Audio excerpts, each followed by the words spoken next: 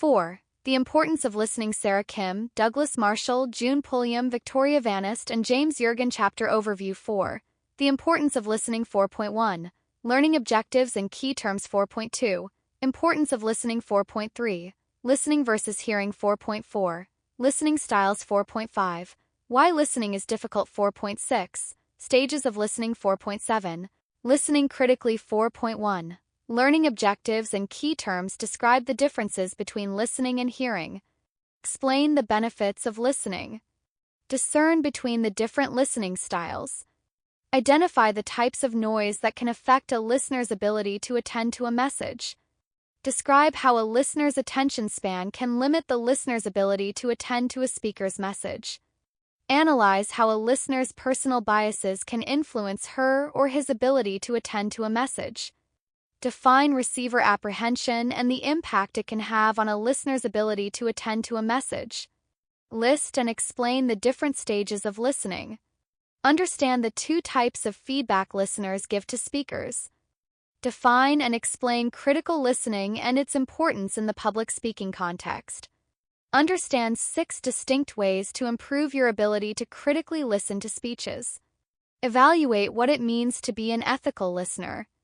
Action-oriented listeners, assumptions, content-oriented listeners, critical listening, ethical listening, evaluating hearing, listening, or receiver apprehension, noise, people-oriented listeners, physical noise, physiological noise, psychological noise, receiver biases, receiving, remembering, responding, semantic noise, time-oriented listeners, understanding learning objectives, key terms. 4.2. Importance of listening. Are you listening to me?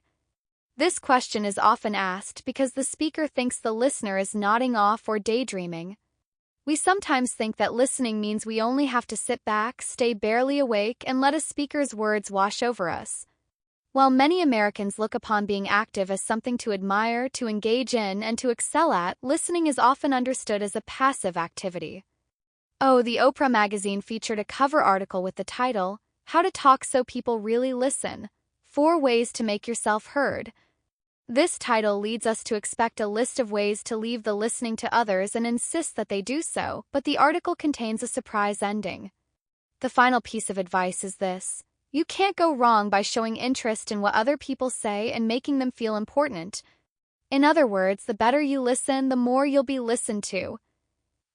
You may have heard the adage, "We have 2 ears but only 1 mouth," an easy way to remember that listening can be twice as important as talking. As a student, you most likely spend many hours in a classroom doing a large amount of focused listening, yet sometimes it is difficult to apply those efforts to communication in other areas of your life. As a result, your listening skills may not be all they could be. In this chapter, we will examine listening versus hearing, listening styles, listening difficulties, listening stages, and listening critically. 4.3. Listening versus hearing. Hearing is an accidental and automatic brain response to sound that requires no effort. We are surrounded by sounds most of the time. For example, we are accustomed to the sounds of airplanes, lawnmowers, furnace blowers, the rattling of pots and pans, and so on. We hear those incidental sounds and, unless we have a reason to do otherwise, we train ourselves to ignore them. We learn to filter out sounds that mean little to us, just as we choose to hear our ringing cell phones and other sounds that are more important to us. Hearing is also an innate ability that people have unless they are hard of hearing. Figure 4.1. Hearing versus listening. Hearing, listening, accidental, focused, involuntary, voluntary, effortless, intentional, innate, skill, learned, skill. Listening, on the other hand, is purposeful and focused rather than accidental. As a result, it requires motivation and effort.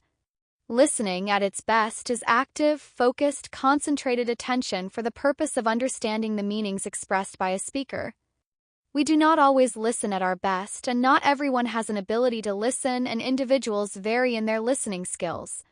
Listening is a communication skill that is acquired through accumulated experiences.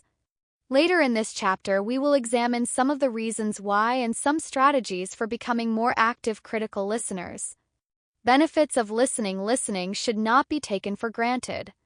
Before the invention of writing, people conveyed virtually all knowledge through some combination of showing and telling. Elders recited tribal histories to attentive audiences. Listeners received religious teachings enthusiastically. Myths, legends, folktales, and stories for entertainment survived only because audiences were eager to listen. Nowadays, however, you can gain information and entertainment through reading and electronic recordings rather than through real-time listening. If you become distracted and let your attention wander, you can go back and replay a recording. Despite that fact, you can still gain at least 4 compelling benefits by becoming more active and competent at real-time listening. You become a better student. Think about your college classes. The majority of the class time you spend in listening to your instructor's lectures and your classmates' discussions.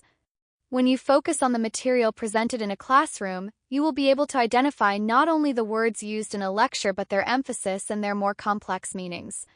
You will take better notes, and you will more accurately remember the instructor's claims, information, and conclusions. Many times, instructors give verbal cues about what information is important, specific expectations about assignments, and even what material is likely to be on an exam, so careful listening can be beneficial. Research shows that students who develop better listening skills are more likely to feel confident, comfortable, and prepared to succeed in school. You can build strong personal relationships. Listening is important in initiating, developing, maintaining, and strengthening relationships. When you give your best attention to people expressing thoughts and experiences that are important to them, those individuals are likely to see you as someone who cares about their well-being. This fact is especially true when you give your attention only and refrain from interjecting opinions, judgments, and advice. Research shows that when a speaker perceives you as a good listener, they feel more supported, satisfied about the relationship, and listening helps forming positive impressions. When you listen well to others, you reveal yourself as being curious and interested in people and events. In addition, your ability to understand the meanings of what you hear will make you a more knowledgeable and thoughtful person. You can build a successful career. There are countless professional benefits that a good listening skill can bring. Effective listening enables gathering important information for decision-making and work productivity. Further listening is integral to building trust with customers, reducing misunderstandings and preventing conflicts with your supervisors, and developing positive relationships with your coworkers. No matter what occupation or position at work you have, listening is one of the most important communication skills that individuals need to have to successfully execute their work and develop a career. You can become a better public speaker when you listen well to others. You start to pick up more on the stylistic components related to how people form arguments and present information. As a result, you have the ability to analyze what you think works and doesn't work in others' speeches, which can help you transform your speeches in the process. For example, really paying attention to how others cite sources orally during their speeches may give you ideas about how to more effectively cite sources in your presentation. 4.4. Listening styles. If listening were easy, and if all people went about it in the same way, the task for a public speaker would be much easier. Even Aristotle, as long ago as 325 BC, recognized that listeners in his audience were varied in listening style. He differentiated them as follows. Rhetoric falls into 3 divisions, determined by the 3 classes of listeners to speeches. For of the 3 elements in speech-making, speaker, subject, and person addressed, it is the last one, the hearer, that determines the speech's end and object. The hearer must be either a judge, with a decision to make about things past or future, or an observer. A member of the assembly decides about future events, a juryman about past events, while those who merely decide on the orator's skill are observers. Thus, Aristotle classified listeners into those who would be using the speech to make decisions about past events, those who would make decisions affecting the future, and those who would evaluate the speaker's skills. This is all the more remarkable when we consider that Aristotle's audiences were composed exclusively of male citizens of one city-state, all prosperous property owners. Our audiences today are likely to be much more heterogeneous. Think about the classroom audience that will listen to your speeches in this course. Your classmates come from many religious and ethnic backgrounds. Some of them may speak English as a second language. Some might be survivors of war-torn parts of the world such as Bosnia, Darfur, or Northwest China. Being mindful of such differences will help you prepare a speech in which you minimize the potential for misunderstanding. A part of the potential for misunderstanding is the difference in listening styles. In an article in the International Journal of Listening, Watson, Barker, and Weaver identified 4 listening styles: people, action, content, and time. People. The people-oriented listener is interested in the speaker. People-oriented listeners listen to the message in order to learn how the speaker thinks and how they feel about their message. For instance, when people-oriented listeners listen to an interview with a famous rap artist, they are likely to be more curious about the artist as an individual than about music, even though the people-oriented listener might also appreciate the artist's work. If you are a people-oriented listener, you might have certain questions you hope will be answered, such as, does the artist feel successful? What's it like to be famous? What kind of educational background does he or she have? In the same way, if we're listening to a doctor who responded to the earthquake crisis in Haiti, we might be more interested in the doctor as a person than in the state of affairs for Haitians. Why did he or she go to Haiti? How did he or she get away from his or her normal practice and patients? How many lives did he or she save? We might be less interested in the equally important and urgent needs for food, shelter, and sanitation following the earthquake. People-oriented listener is likely to be more attentive to the speaker than to the message. If you tend to be such a listener, understand that the message is about what is important to the speaker. Action-oriented listeners are primarily interested in finding out what the speaker wants. Does the speaker want votes, donations, volunteers, or something else? Sometimes difficult for an action-oriented speaker to listen through the descriptions, evidence, and explanations with which a speaker builds his or her case. Action-oriented listening is sometimes called task-oriented listening. In it, the listener seeks a clear message about what needs to be done and might have less patience for listening to the reasons behind the task. This can be especially true if the reasons are complicated. For example, when you're a passenger on an airplane waiting to push back from the gate, a flight attendant delivers a brief speech called the pre-flight safety briefing. The flight attendant does not read the findings of a safety study or the regulations about seat belts. The flight attendant doesn't explain that the content of his or her speech is actually mandated by the Federal Aviation Administration. Instead, the attendant says only to buckle up so we can leave. An action-oriented listener finds buckling up a more compelling message than a message about the underlying reasons. Content-oriented listeners are interested in the message itself, whether it makes sense, what it means, and whether it's accurate. When you give a speech, many members of your classroom audience will be content-oriented listeners who will be interested in learning from you.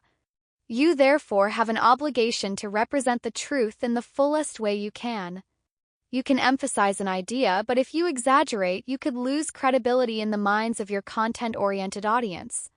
You can advocate ideas that are important to you, but if you omit important limitations, you are withholding part of the truth and could leave your audience with an inaccurate view. Imagine you're delivering a speech on the plight of orphans in Africa. If you just talk about the fact that there are over 45 million orphans in Africa but don't explain why, you'll sound like an infomercial. In such an instance, your audience's response is likely to be less enthusiastic than you might want. Instead, content-oriented listeners want to listen to well-developed information with solid explanations. People using a time-oriented listening style prefer a message that gets to the point quickly. Time-oriented listeners can become impatient with slow delivery or lengthy explanations. This kind of listener may be receptive for only a brief amount of time and may become rude or even hostile if the speaker expects a longer focus of attention.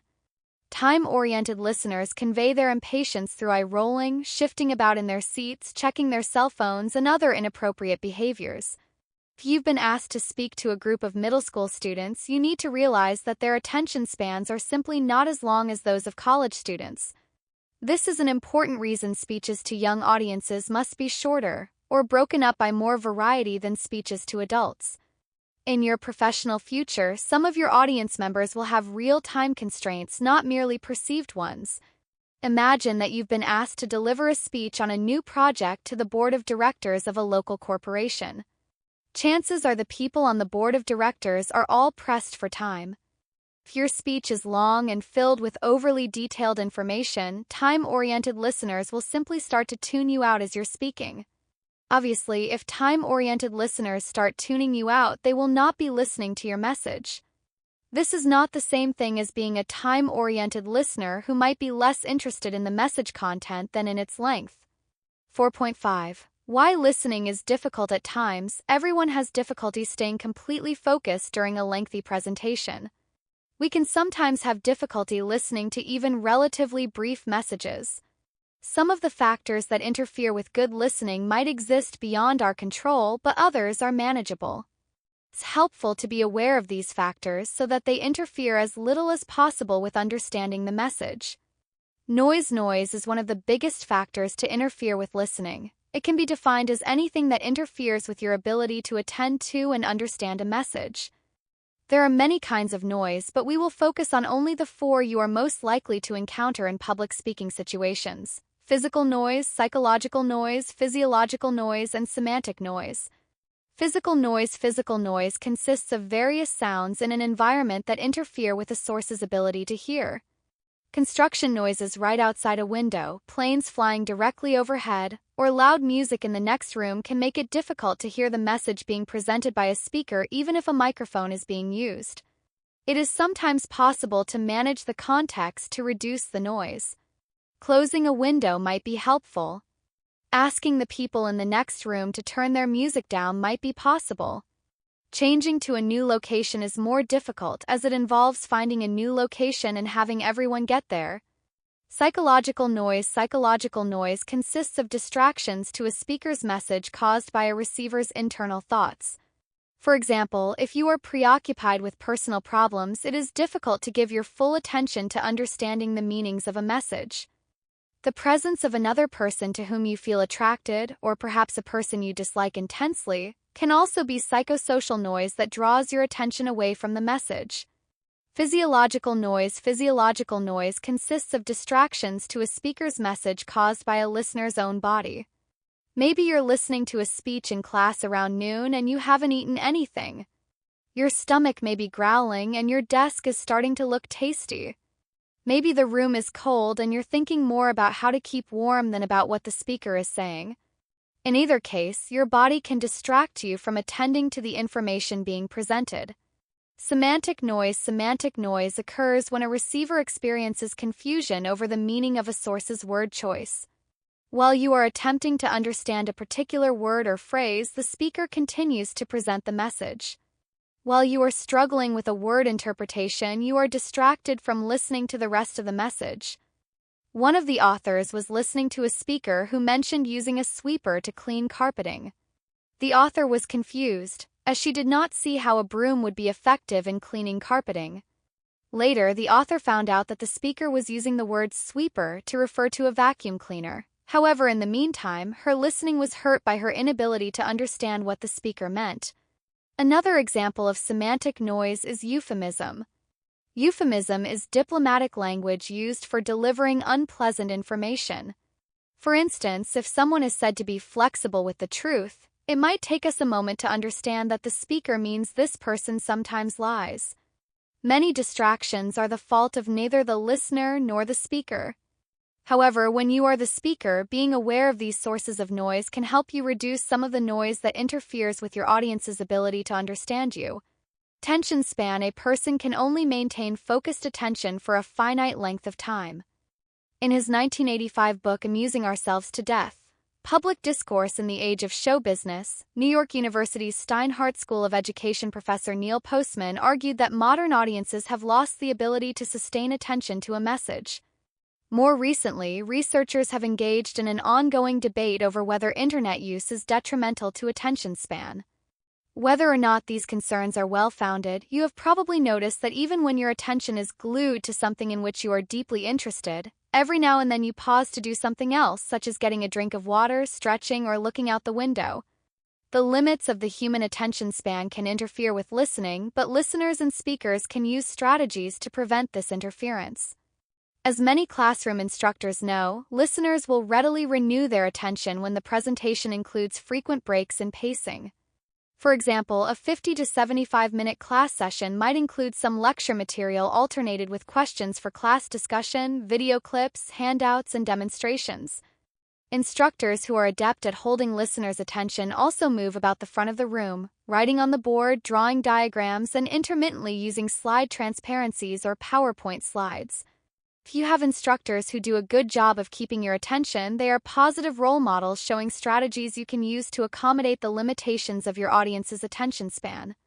Receiver biases. Good listening involves keeping an open mind and withholding judgment until the speaker has completed the message. Conversely, biased listening is characterized by jumping to conclusions. The biased listener believes, "I don't need to listen because I already know what I think." Receiver biases can refer to two things: biases with reference to the speaker and preconceived ideas and opinions about the topic or message. Both can be considered noise. Everyone has biases, but good listeners have learned to hold them in check while listening. The first type of bias listeners can have is related to the speaker. Often a speaker stands up and an audience member simply doesn't like the speaker, so the audience member may not listen to the speaker's message. Maybe you have a classmate who just gets under your skin for some reason, or maybe you question a classmate's competence on a given topic. When we have preconceived notions about a speaker, those biases can interfere with our ability to listen accurately and competently to the speaker's message. The second type of bias listeners can have is related to the topic or content of the speech. Maybe the speech topic is one you've heard 1,000 times, so you just tune out the speech. Or maybe the speaker is presenting a topic or position you fundamentally disagree with. When listeners have strong pre-existing opinions about a topic such as the death penalty, religious issues, affirmative action, abortion, or global warming, their biases may make it difficult for them to even consider new information about the topic, especially if the new information is inconsistent with what they already believe to be true. As listeners, we have difficulty identifying our biases, especially when they seem to make sense. However, it is worth recognizing that our lives would be very difficult if no one ever considered new points of view or new information. We live in a world where everyone can benefit from clear thinking and open-minded listening. Listening or receiver apprehension. Listening or receiver apprehension is the fear that you might be unable to understand the message or process the information correctly or be able to adapt your thinking to include the new information coherently. In some situations, you might worry that the information presented will be over your head, too complex, technical, or advanced for you to understand adequately. Many students will actually avoid registering for courses in which they feel certain they will do poorly. In other cases, students will choose to take a challenging course only if it's a requirement. This avoidance might be understandable but is not a good strategy for success. To become educated people, students should take a few courses that can shed light on areas where their knowledge is limited. As a speaker, you can reduce listener apprehension by defining terms clearly and using simple visual aids to hold the audience's attention. You don't want to underestimate or overestimate your audience's knowledge on a subject, so good audience analysis is always important. If you know your audience doesn't have special knowledge on a given topic, you should start by defining important terms. Research has shown us that when listeners do not feel they understand a speaker's message, their apprehension about receiving the message escalates. Imagine that you are listening to a speech about chemistry and the speaker begins talking about colligative properties. You may start questioning whether you're even in the right place. When this happens, apprehension clearly interferes with a listener's ability to accurately and competently understand a speaker's message. As a speaker, you can lessen the listener's apprehension by explaining that colligative properties focus on how much is dissolved in a solution, not on what is dissolved in a solution. You could also give an example that they might readily understand, such as saying that it doesn't matter what kind of salt you use in the winter to melt ice on your driveway, what is important is how much salt you use. 4.6. Stages of listening. As you read earlier, there are many factors that can interfere with listening, so you need to be able to manage a number of mental tasks at the same time in order to be a successful listener. Author Joseph DeVito has divided the listening process into 5 stages: receiving, understanding, remembering, evaluating, and responding. Receiving is the intentional focus on hearing a speaker's message, which happens when we filter out other sources so that we can isolate the message and avoid the confusing mixture of incoming stimuli. This stage, we are still only hearing the message.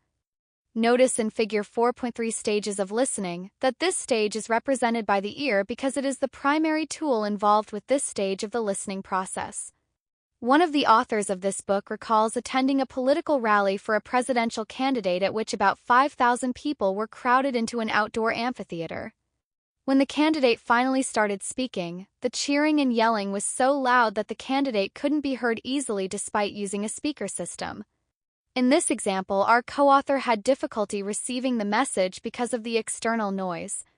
This is only one example of the ways that hearing alone can require sincere effort, but you must hear the message before you can continue the process of listening. Understanding in the understanding stage, we attempt to learn the meaning of the message, which is not always easy. For one thing, if a speaker does not enunciate clearly, it may be difficult to tell what the message was. Did your friend say, "I think she'll be late for class," or "My teacher delayed the class"? Notice in Figure 4.3 stages of listening that stages 2, 3, and 4 are represented by the brain because it is the primary tool involved with these stages of the listening process. Even when we have understood the words in a message, because of the differences in our backgrounds and experience, we sometimes make the mistake of attaching our own meanings to the words of others. For example, say you have made plans with your friends to meet at a certain movie theater, but you arrive and nobody else shows up. Eventually, you find out that your friends are at a different theater all the way across town where the same movie is playing. Everyone else understood that the meeting place was the West Side location, but you wrongly understood it as the East Side location and therefore missed out on part of the fun. Consequences of ineffective listening in a classroom can be much worse. When your professor advises students to get an early start on your speech, he or she probably hopes that you will begin your research right away and move on to developing a thesis statement and outlining the speech as soon as possible. However, students in your class might misunderstand the instructor's meaning in several ways. One student might interpret the advice to mean that as long as she gets started, the rest of the assignment will have time to develop itself. Another student might instead think that to start early is to start on the Friday before the Monday due date instead of Sunday night. So much of the way we understand others is influenced by our own perceptions and experiences. Therefore, at the understanding stage of listening, we should be on the lookout for places where our perceptions might differ from those of the speaker. Remembering begins with listening. If you can't remember something that was said, you might not have been listening effectively. Walvin and Coakley note that the most common reason for not remembering a message after the fact is because it wasn't really learned in the first place. However, even when you are listening attentively, some messages are more difficult than others to understand and remember. Highly complex messages that are filled with detail call for highly developed listening skills. Moreover, if something distracts your attention even for a moment, you could miss out on information that explains other new concepts you hear when you begin to listen fully again. It's also important to know that you can improve your memory of a message by processing it meaningfully, that is, by applying it in ways that are meaningful to you. Instead of simply repeating a new acquaintance's name over and over, for example, you might remember it by associating it with something in your own life. Emily, you might say, reminds me of the Emily I knew in middle school. Or Mr. Impiari's name reminds me of the Impala my father drives. Finally, if understanding has been inaccurate, recollection of the message will be inaccurate too. Evaluating the fourth stage in the listening process is evaluating or judging the value of the message. We might be thinking, "This makes sense," or conversely, "This is very odd." Because everyone embodies biases and perspectives learned from widely diverse sets of life experiences, evaluations of the same message can vary widely from one listener to another. Even the most open-minded listeners will have opinions of a speaker, and those opinions will influence how the message is evaluated. People are more likely to evaluate a message positively if the speaker speaks clearly, presents ideas logically, and gives reasons to support the points made. Unfortunately, personal opinions sometimes result in prejudiced evaluations. Imagine you're listening to a speech given by someone from another country and this person has an accent that is hard to understand. You may have a hard time simply making out the speaker's message. Some people find a foreign accent to be interesting or even exotic, while others find it annoying or even take it as a sign of ignorance. If a listener has a strong bias against foreign accents, the listener may not even attempt to attend to the message. If you mistrust a speaker because of an accent, you could be rejecting important or personally enriching information. Good listeners have learned to refrain from making these judgments and instead to focus on the speaker's meanings. Responding, sometimes referred to as feedback, is the fifth and final stage of the listening process. It's the stage at which you indicate your involvement. Almost anything you do at this stage can be interpreted as feedback. For example, you are giving positive feedback to your instructor if at the end of class you stay behind to finish a sentence in your notes or approach the instructor to ask for clarification. The opposite kind of feedback is given by students who gather their belongings and rush out the door as soon as class is over. Notice in Figure 4.3 stages of listening that this stage is represented by the lips because we often give feedback in the form of verbal feedback. However, you can just as easily respond non-verbally. Formative feedback: not all response occurs at the end of the message. Formative feedback is a natural part of the ongoing transaction between a speaker and a listener. As the speaker delivers the message, a listener signals his or her involvement with focused attention, note-taking, nodding, and other behaviors that indicate understanding or failure to understand the message. These signals are important to the speaker, who is interested in whether the message is clear and accepted or whether the content of the message is meeting the resistance of preconceived ideas. Speakers can use this feedback to decide whether additional examples, support materials, or explanation is needed. Summative feedback is given at the end of the communication. When you attend a political rally, a presentation given by a speaker you admire, or even a class, there are verbal and nonverbal ways of indicating your appreciation for or your disagreement with the messages or the speakers at the end of the message. Maybe you'll stand up and applaud a speaker you agreed with, or just sit staring in silence after listening to a speaker you didn't like. In other cases, a speaker may be attempting to persuade you to donate to a charity, so if the speaker passes a bucket and you make a donation, you are providing feedback on the speaker's effectiveness. At the same time, we do not always listen most carefully to the messages of speakers we admire. Sometimes we simply enjoy being in their presence, and our summative feedback is not about the message but about our attitudes about the speaker. If your feedback is limited to something like, "I just love your voice," you might be indicating that you did not listen carefully to the content of the message. There is little doubt that by now you are beginning to understand the complexity of listening and the great potential for errors. By becoming aware of what is involved with active listening and where difficulties might lie, you can prepare yourself both as a listener and as a speaker to minimize listening errors with your own public speeches. 4.7. Listening critically. As a student, you are exposed to many kinds of messages. You receive messages conveying academic information, institutional rules, instructions, and warnings. You also receive messages through political discourse, advertisements, gossip, jokes, song lyrics, text messages, invitations, web links, and all other manner of communication. You know it's not all the same, but it isn't always clear how to separate the truth from the messages that are misleading or even blatantly false. Nor is it always clear which messages are intended to help the listener and which ones are merely self-serving for the speaker. Part of being a good listener is to learn when to use caution in evaluating the messages we hear. Critical listening in this context means using careful, systematic thinking and reasoning to see whether a message makes sense in light of factual evidence. Critical listening can be learned with practice but is not necessarily easy to do.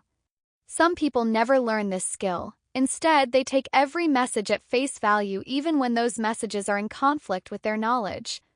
Problems occur when messages are repeated to others who have not yet developed the skills to discern the difference between a valid message and a mistaken one. Critical listening can be particularly difficult when the message is complex.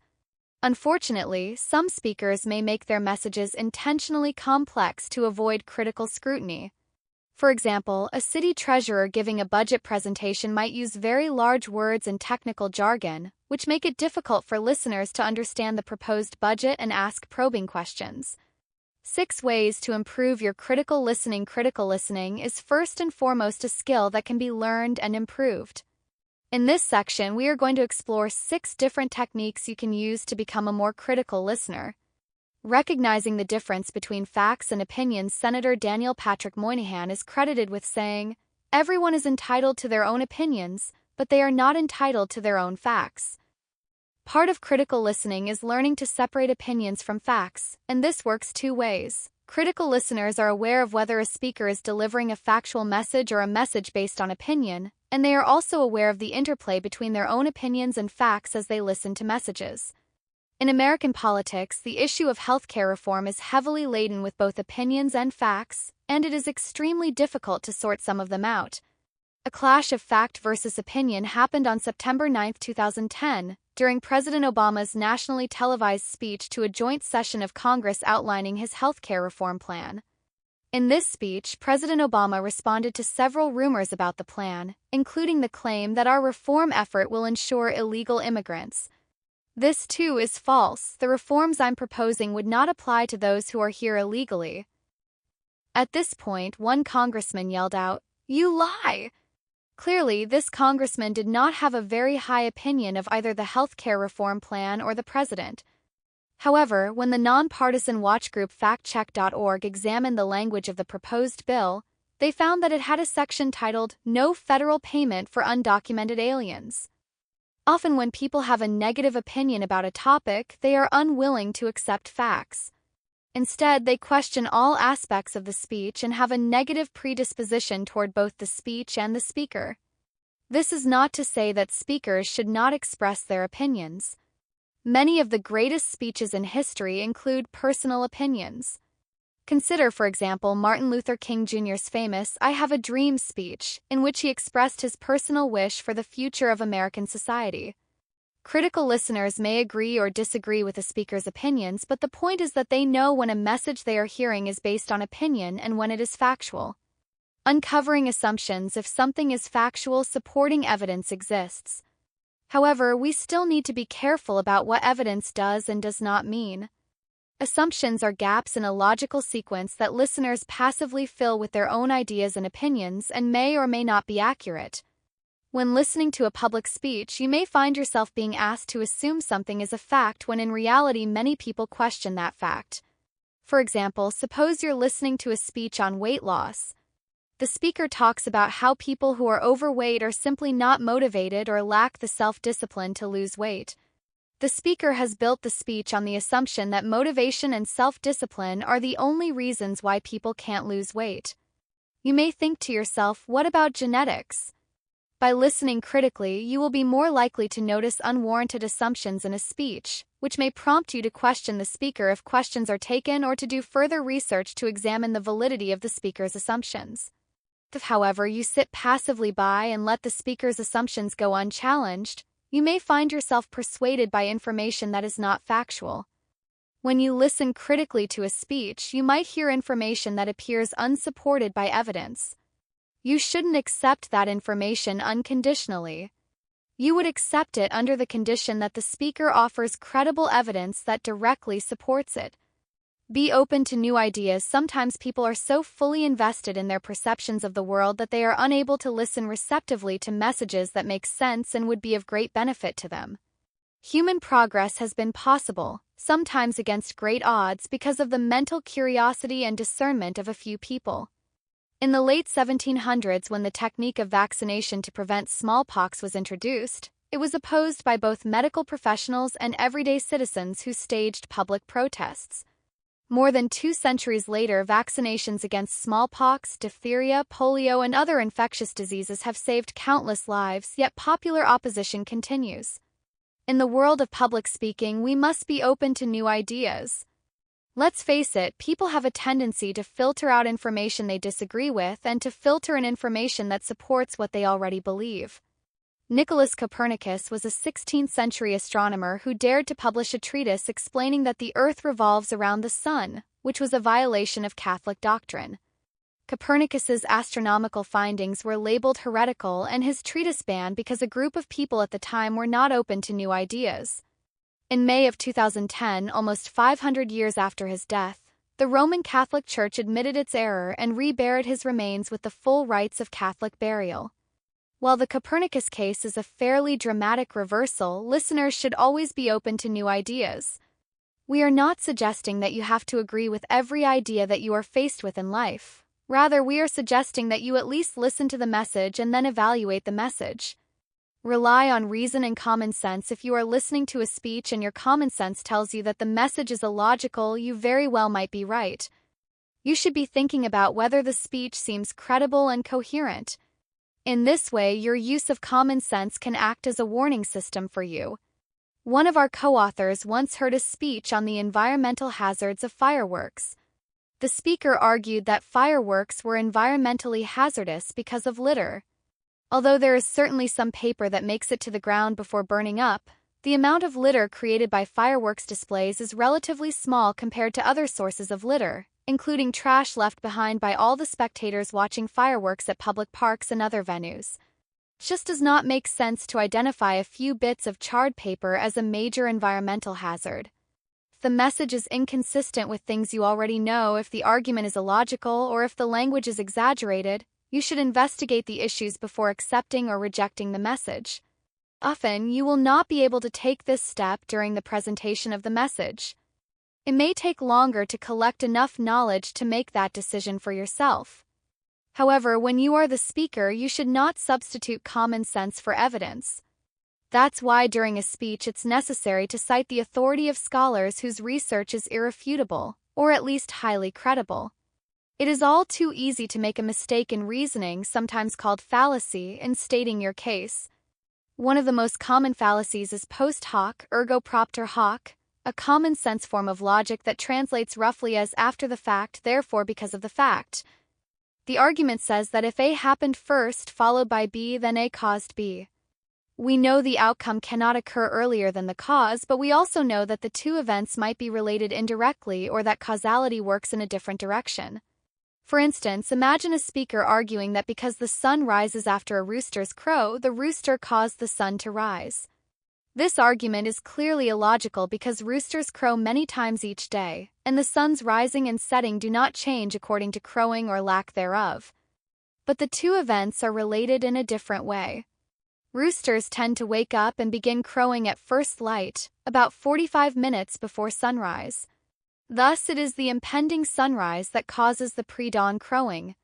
What is common sense for people of one generation or culture may be quite the opposite for people of a different generation or culture.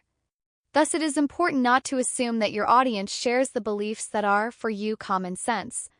Likewise, if the message of your speech is complex or controversial, you should consider the needs of your audience and do your best to explain its complexities factually and logically, not intuitively. Relate new ideas to old ones. As both a speaker and a listener, one of the most important things you can do to understand a message is to relate new ideas to previously held ideas. Imagine you're giving a speech about biological systems and you need to use the term homeostasis, which refers to the ability of an organism to maintain stability by making constant adjustments. To help your audience understand homeostasis, you could show how homeostasis is similar to adjustments made by the thermostats that keep our homes at a more or less even temperature. If you set your thermostat for 70 degrees and it gets hotter, the central cooling will kick in and cool your house down. If your house gets below 70 degrees, your heater will kick in and heat your house up. Notice that in both cases your thermostat is making constant adjustments to stay at 70 degrees. Explaining that the body's homeostasis works in a similar way will make it more relevant to your listeners and will likely help them both understand and remember the idea because it links to something they have already experienced. If you can make effective comparisons while you are listening, it can deepen your understanding of the message. If you can provide those comparisons for your listeners, you make it easier for them to give consideration to your ideas. Take notes. Note-taking is a skill that improves with practice. You already know that it's nearly impossible to write down everything a speaker says. In fact, in your attempt to record everything, you might fall behind and wish you had divided your attention differently between writing and listening. Careful, selective note-taking is important because we want an accurate record that reflects the meanings of the message. However much you might concentrate on the notes, you could inadvertently leave out an important word, such as not, and undermine the reliability of your otherwise carefully written notes. Instead, if you give the same care and attention to listening, you are less likely to make that kind of a mistake. It's important to find a balance between listening well and taking good notes. Many people struggle with this balance for a long time. For example, if you try to write down only key phrases instead of full sentences, you might find that you can't remember how two ideas were related. In that case, too few notes were taken. The opposite end, extensive note-taking can result in a loss of emphasis on the most important ideas. To increase your critical listening skills, continue developing your ability to identify the central issues in messages so that you can take accurate notes that represent the meanings intended by the speaker. Listening ethically. Ethical listening rests heavily on honest intentions. We should extend to speakers the same respect we want to receive when it's our turn to speak. We should be facing the speaker with our eyes open. We should not be checking our cell phones. We should avoid any behavior that belittles the speaker or the message. Scholars Stephanie Koopman and James Lull emphasize the creation of a climate of caring and mutual understanding, observing that respecting others' perspectives is one hallmark of the effective listener. Respect or unconditional positive regard for others means that you treat others with consideration and decency whether you agree with them or not. Professors Sprague, Stewart, and Bodery also urge us to treat the speaker with respect even when we disagree, don't understand the message, or find the speech boring. Doug Lippman, a storytelling coach, wrote powerfully and sensitively about listening in his book. Like so many of us, I used to take listening for granted, glossing over this step as I rushed into the more active, visible ways of being helpful. Now, I am convinced that listening is the single most important element of any helping relationship. Listening has great power. It draws thoughts and feelings out of people as nothing else can. When someone listens to you well, you become aware of feelings you may not have realized that you felt. You have ideas you may have never thought before. You become more eloquent, more insightful. As a helpful listener, I do not interrupt you. I do not give advice. I do not do something else while listening to you. I do not convey distraction through nervous mannerisms. I do not finish your sentences for you. In spite of all my attempts to understand you, I do not assume I know what you mean. I do not convey disapproval, impatience, or condescension. If I am confused, I show a desire for clarification, not dislike for your obtuseness. I do not act vindicated when you misspeak or correct yourself. I do not sit impassively, withholding participation. Instead, I project affection, approval, interest, and enthusiasm. I am your partner in communication. I am eager for your imminent success, fascinated by your struggles, forgiving of your mistakes, always expecting the best. I am your delighted listener. This excerpt expresses the decency with which people should treat each other. Doesn't mean we must accept everything we hear, but ethically, we should refrain from trivializing each other's concerns. We have all had the painful experience of being ignored or misunderstood. This is how we know that one of the greatest gifts one human can give to another is listening. 1. Exercise critical listening. 1. Listen to the TED Talk, How to Spot a Liar by Pamela Meyer. 2. While listening to the talk, take notes. 3. Answer the following questions. 1. While listening, take notes. 2. What are the main points of the speech? 3. What are some new things that you've learned from the talk? Can you relate the speaker's ideas to old ideas you already had or knew about? For what evidence does the speaker provide to support her claims? Are there any unwarranted assumptions that the speaker makes? Does the speaker provide evidence for all her claims? 2. Practice effective and active listening with your classmates. 1. In groups of 2, share about a person that you admire the most. 2. Each person in the group must talk for 2 to 3 minutes. The other person cannot speak or intervene during this time, just listen quietly. You may engage in nonverbal feedback such as eye contact, nodding, etc. 3. The end of speaking, the listener paraphrases what the speaker said in their own words. The speaker can correct, confirm, clarify what the listener has paraphrased. Exercises references Aristotle. Rhetoric. Book I Part 3 Para. 1. Retrieved from Bodie, G.D. and Fitchhauser M. Quantitative Research in Listening, Explication and Overview. In A.D. Walvin, Listening and Human Communication in the 21st Century. Oxford, England, Blackwell. Bodie, G.D. St. Cyr, K. Pence, M. Rold, M. and Honeycutt, J. M. Listening Competence and Initial Interactions I. distinguishing between what listening is and what listeners do. Unpublished manuscript, Baton Rouge, Louisiana. Carr N. The Web Shatters Focus, Rewires Brains. Wired Magazine. Retrieved from F. Nicholas Carr. All one. Koopman S.J. and Lull J. Public Speaking, The Evolving Art. Tengage Learning, page 60. DeVito J.A. The Elements of Public Speaking. New York, New York, Longman. Edward Jenner Museum. Vaccination. Retrieved factcheck.org, a project of the Annenberg Public Policy Center of the University of Pennsylvania. Obama's Healthcare Speech. Retrieved from SpeechGluck, M.A. Mercado E. and Myers, C.E. Learning and Memory, From Brain to Behavior. New York, Worth Publishers, pp. 172-173. Jarvis T. How to Talk So People Really Listen. 4 Ways to Make Yourself Heard. Oh, the Oprah Magazine. Retrieved Yourself Heard. Lippman D. The Storytelling Coach, How to Listen, Praise, and Bring Out People's Best. Little Rock, Arkansas, August House. Middendorf J. and Kalish A. The Change Up in Lectures. The National Teaching and Learning Forum 5. Owen R. Catholic Church reburies heretic Nicholas Copernicus with honor. Times Online. Retrieved Postman N. Amusing Ourselves to Death. Public Discourse in the Age of Show Business. New York, Viking Press. Sprague J. Stewart D. and Bodery D. The Speaker's Handbook. Boston, Massachusetts, Wadsworth Tsungage. Trees, A.R. Nonverbal Communication and the Support Process. Interactional Sensitivity in Interactions Between Mothers and Young Adult Children. Communication Monographs, 67, 239, 261. doi 10.1080-36377500093765009 waterford.org.